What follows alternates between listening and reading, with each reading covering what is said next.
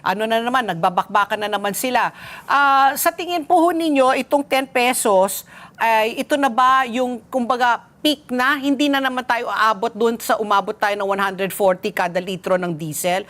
Kumbaga, ito na yung hangganan. Whether that's, parang if I'm not mistaken, parang ngayon 75 pesos per liter ang diesel kung saan ako nagpapakarga. So, if ever, hanggat mga 85 pesos lang ang makikita natin, hindi na tayo makakaranas ng 150 kada litro ng diesel?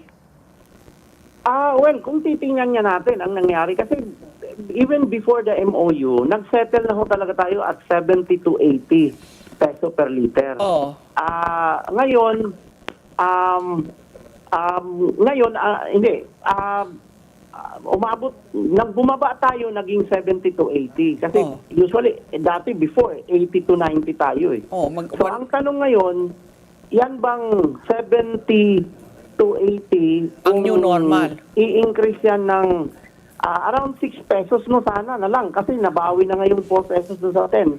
Ako, mabuto tayo ng from 80 to 90. Bumalik ulit tayo sa ganong level, 80 to 90. Kasi supposedly, kung naayos sana yung peace negotiation, in-expect talaga natin bababa na ng 60 to 70 peso ang range. Correct. At naikwento ko na ito sa Mampat sa inyo before. Yun ang tinitingnan lang natin. 60 to 70, nasa 70 to 80 tayo ngayon. Ang tanong na lang, before the MOU, baka, kasi nandun tayo doon sa level na sa 80 to 90.